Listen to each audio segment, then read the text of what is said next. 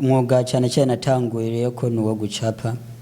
ndiko ndacapa ndaza ndaronka uturaka mutwo turaka nza ndaronka nkaronka udufaranga two kwifashisha bisanzwe hama mu nyuma niho ndaciye ndonka akazi muri Lumitel ambassador for Lumitel mu byo gucapa hari 2016 ya muri ico gihe rero nakora muri mu province 10 zo mu Burundi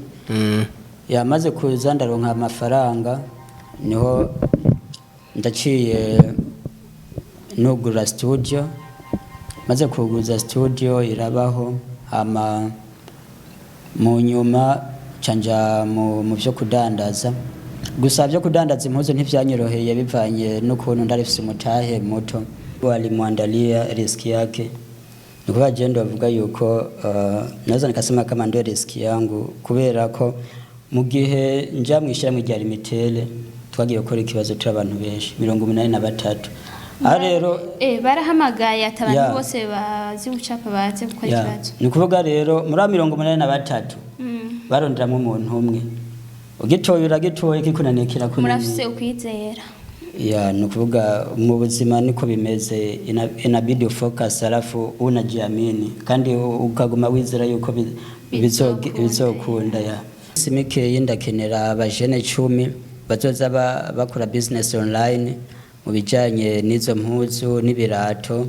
rero ivyo vyose ni ibintu bisaba umutahe niyo mpamvu nsaba cyane yuko ababijejwe babona yuko bakwiye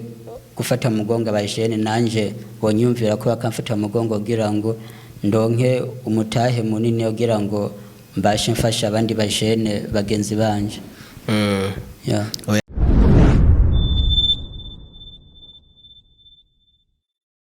Hello bakunzi ba Ndufacom TV turabaramukije aha ni muri Ndufacom TV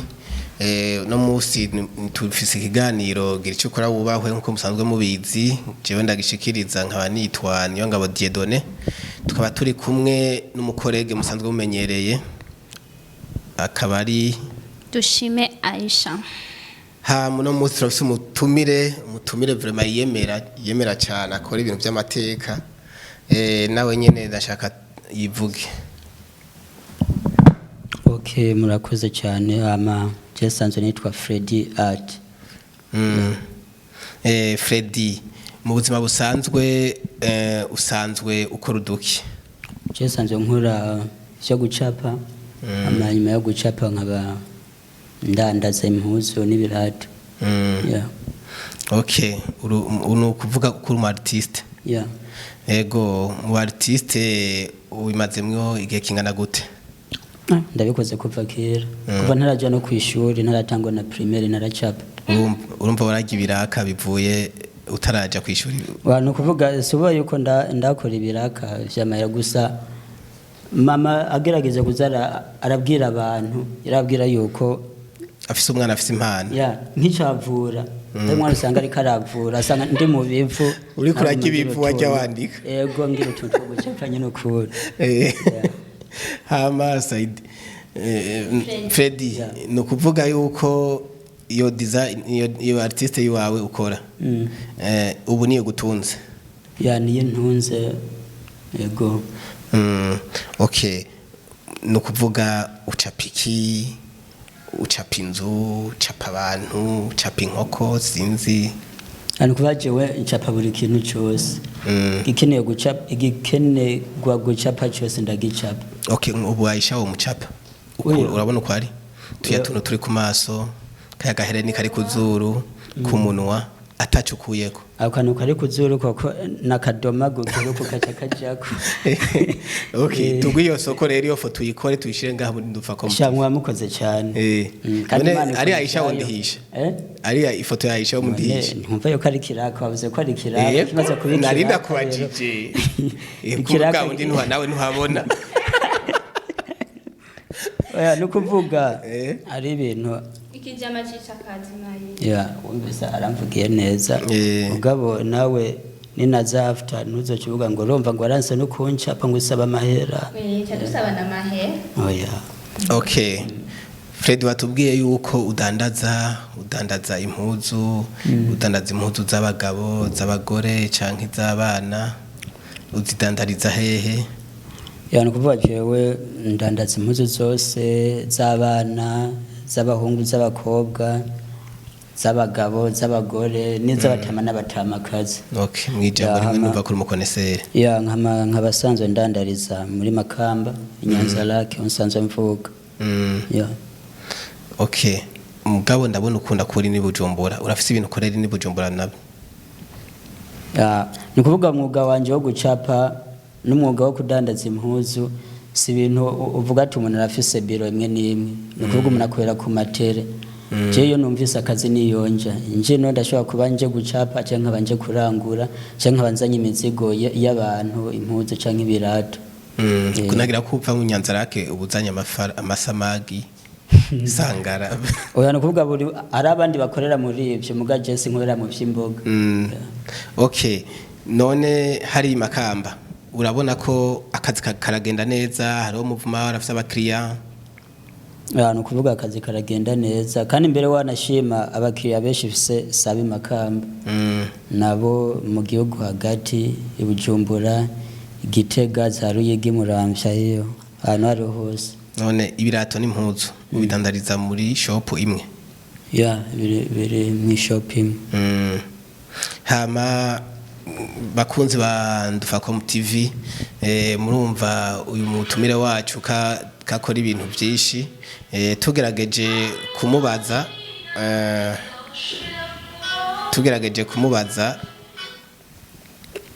yoshobora kutubwirira les jeunes entrepreneurs ukuntu baratanguye gukora kuva mu ntango muba mwatanguye gute kugira abajene bumve ko gutangura intuze yiwawe bidasaba ibintu bya hatari nk'umujene entrepreneur w'imakamba ubashikirize ico ushobora kubabwira gishobora kubakabura ubwenge bwabo. Ya no kuvuga ko murumva no kuvuga umwuga cyane cyane natanguye ko nuwo gucapa ndiko ndacapa ndaza ndaronka uturaka mutwo turaka nza ndaronka nkaronka udufaranga two kwifashisha bisanzwe hama mu nyuma no ndacendo nkakazi muri Lumitel ambassador for Lumitel mu byo gucapa hari 2016. Ya muri ico gihe rero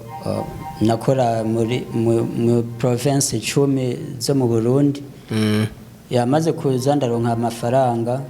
niho ndaciye nugura studio maze kuguza studio irabaho hama mu nyuma canja mu byo kudandaza gusa byo kudandaza impuzu ntivyanyoroheye bivanye n'ukuntu ndarifise umutahe muto. Mbere wanashima nk'igihe cyo kudandaza impuzu ndatanguye kurondera inzu ntararonka n'umutahe mugabo mu nyuma nararose udufaranga dukeyi ndatangura ndadandaza ico gihe natanguye kudandaza impuzu za balo. Maze kudandaza impuzu za balo abantu rero baza bantwenga cyane barancokora kubera inzu ive no kune nayiteguye naho yariri n'amafaranga nayikota bakabona n'impuzu za balo byari bijanye mugabo nyene muri ico gihe ko nanje nari iyo nzu nari ndayifitiye umugambi ndavuga ati ntafocus sana. Rero narabandanije ndaziya muzu za balo ndaza ndongezamwo n'impuzu za magaze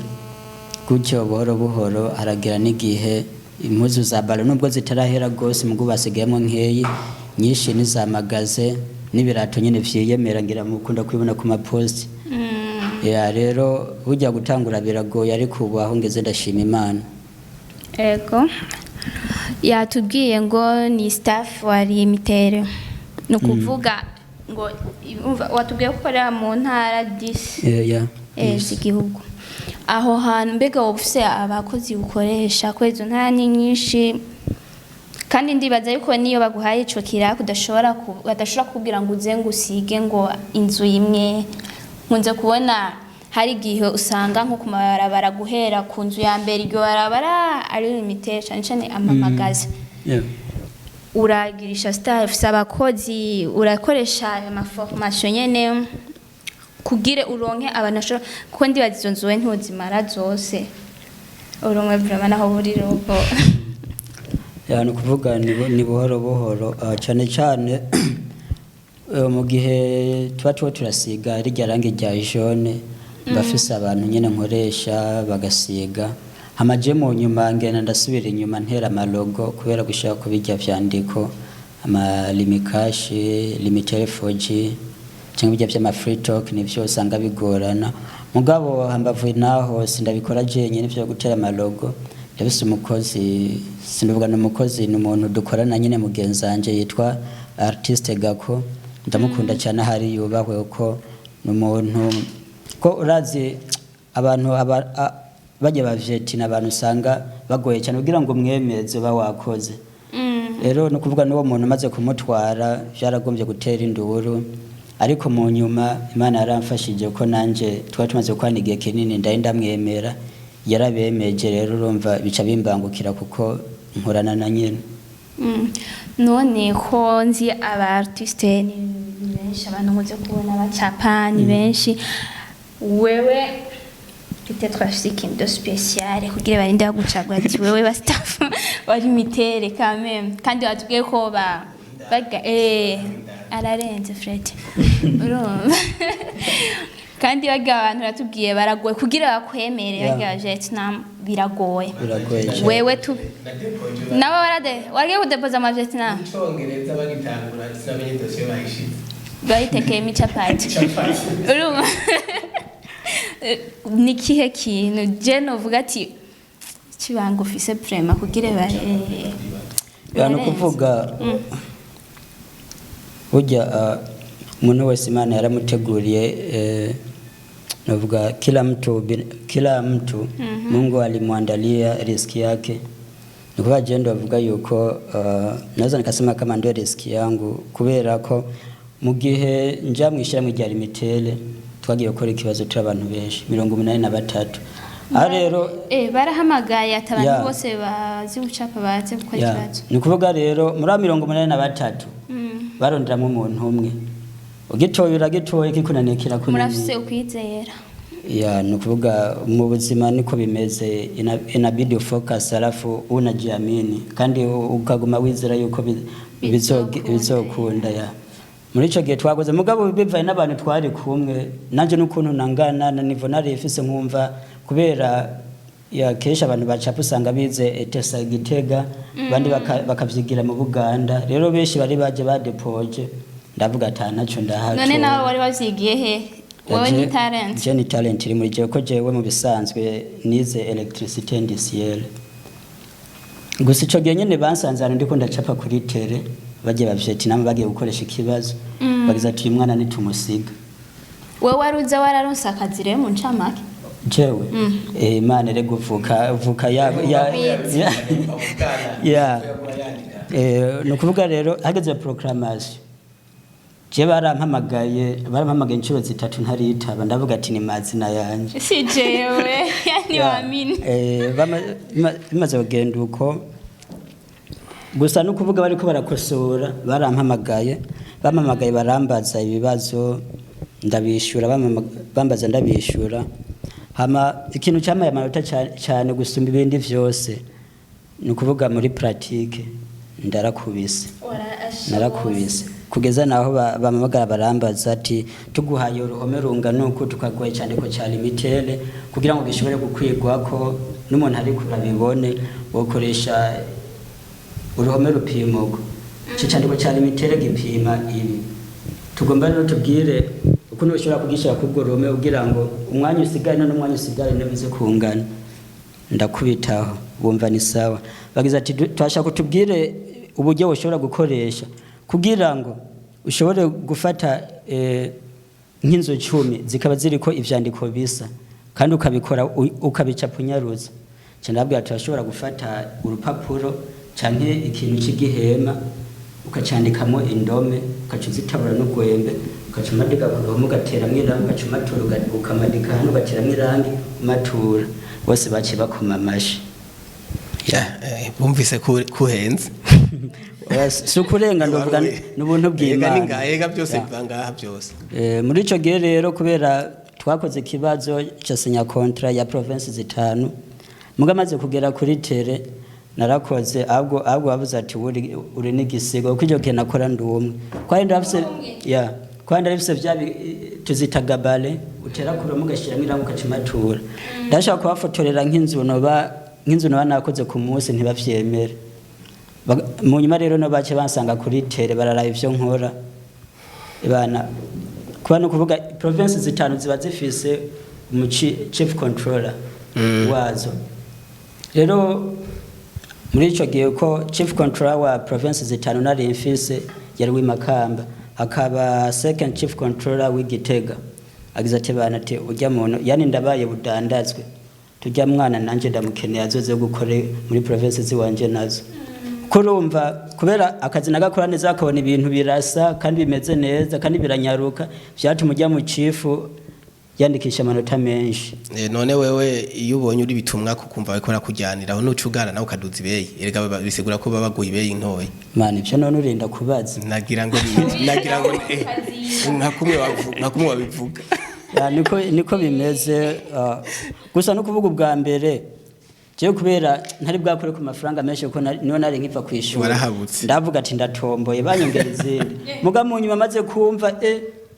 abachifu nyira bakora kugira yuko byagenda ebana ndavuze ati you can't add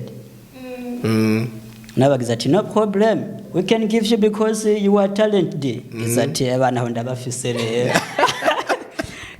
no kuvuga ko abazungu kuntu bameze bashaka ibintu byiza ntibaraba amahera shobora kubakora ibintu byiza ukabashimisha nabo baraguha ugashima ko bimeze rero byagenze uko okay hama tuje mu byerekeye urudandazwa nabwo birakorohera kuja gucapa ukongera ukadandaza ya shop yawe cyangwa urafise umudame muhira akurikirana ivyo bidandazwa ivyo bintu birakorohera iyo uri kwitere bana rero abajournaliste mwicunge aho ngira ngo mugenda murabwira namwese ati bantu bijya mu peti akazozi wanje nacyo nzo mubaze ikijanye n'umugore n'abandi barabikwaza ya kwa DJ Fani barabimbajije hari ibintu mu bwenge kuri Nyanzarake TV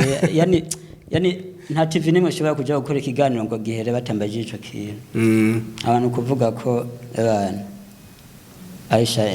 ntiwitinye vraiment genda cyari umusore uracari umusore ndacyari umusore nimba Aisha ari inkumi ati bashobora kubyara ni inkumi n'ukuri bavuga ati urubanza rumwe rumarazira ntiwanyishuye ikibazo so no kuvuga ko biranyorohera kubera muri Afrika niko tubayeho umuntu akubita hariya na hariya mu gihe mbandi muri ivyo byo gucapa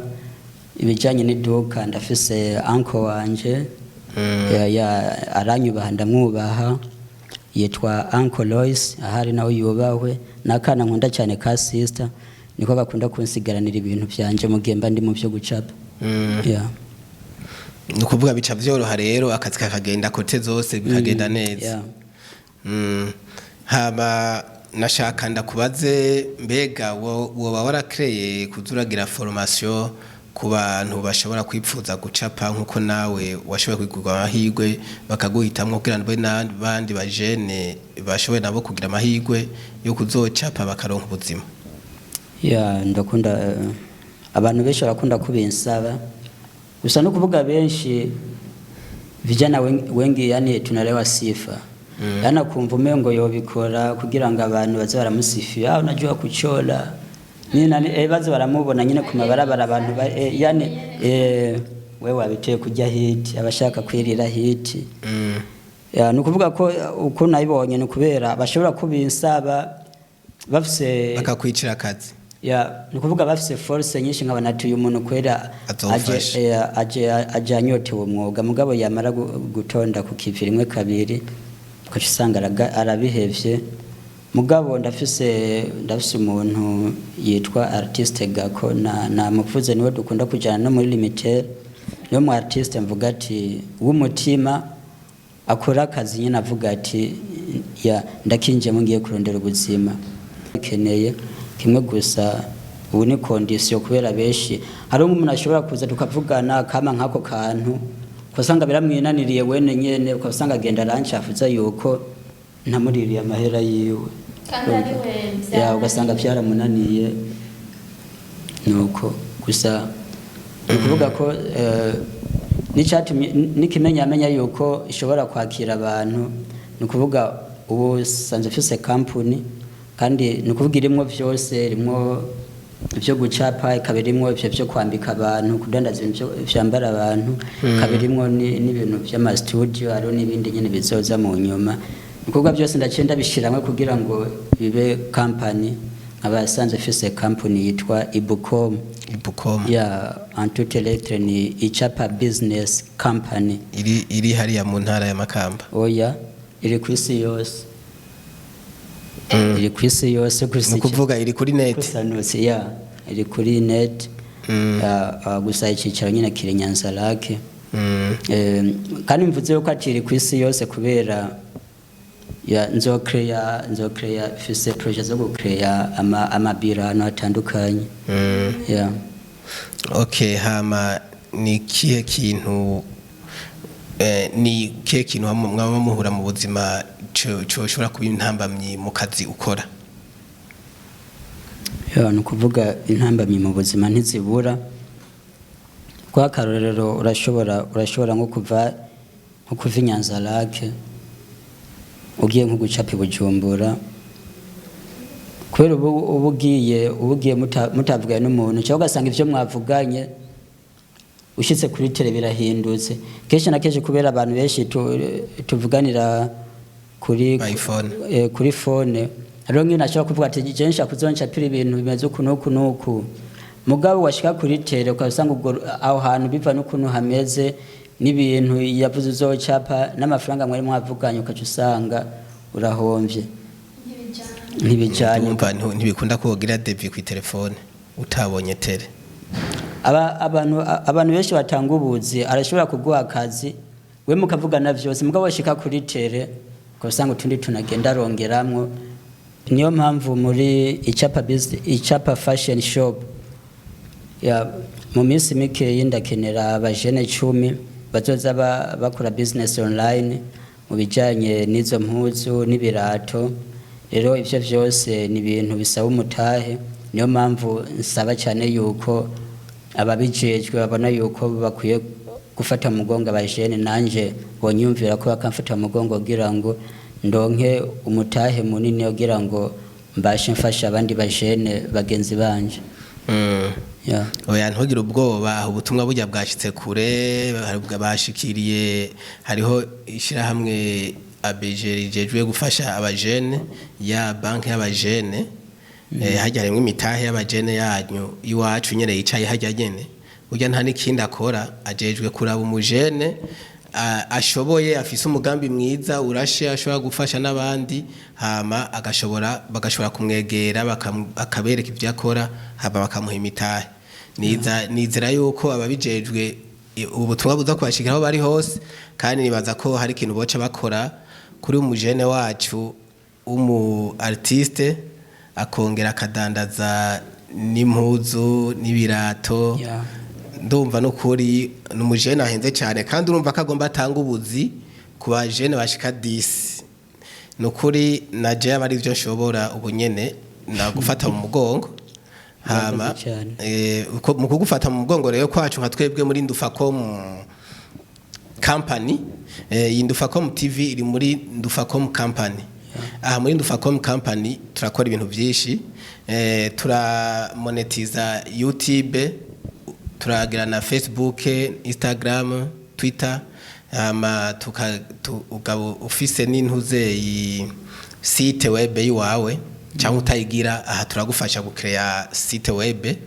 no kuvuga ibintu by'iwawe byose uko ariko bivuga bakabigurira online hama bagaca babimonetiza bya site zawe zose ugaca utangura kuzura bihemberwa nyene ukaronka nawe ukashirako hama ukongera nawe ukaronka no kuvuga ni gufashanya hagati rero karibu no muri Ndufacom company ivyo byose ndumva ko sukuguha ikiganiro gusa ndumva kuzoza no kwashaka nibindi byinshi byiza biri ngaha ego hama mu kurangiza sinzi ko ara kandi kajambo botekerera ariko baratwumviriza ya murakoze cyane hama mu kurangiza bwa mbere na mbere ndashimiye aba journaliste ba Ndufacom TV. Merci beaucoup. Mabuja kudashima canke wagaye. Nashimye nanje. Ubwira kabiri ndashimiye abariko baradukurikirana nongera ishimira abantu basanzwe bafata umugongo abajene uko murandavyumva kenshi nanje ndavyishimira cyane uko mvuga ati nanje umwanya n'umwanya ndashobora gushikirwa nuko ndabashimiye murakoze cyane nta byinshi norenzako. Urakoze nawe. Abakuzi wa Ndufacom TV kicaca kiganiro gicukura ubahwe aho mwari kumwe na Aisha Dushime na Niyongabo Dieudonné hamwe n'umutumire wanyu ngaha yitwa Freddy Art. Benshi bakunda kumuhamagara Mr. Ichapa. Nous deje wa company Ibucom. Okay. Mwakoze kudukurikirana kwana natwe guhera ku ntango gushika duhejeje. Twagira ati ciao.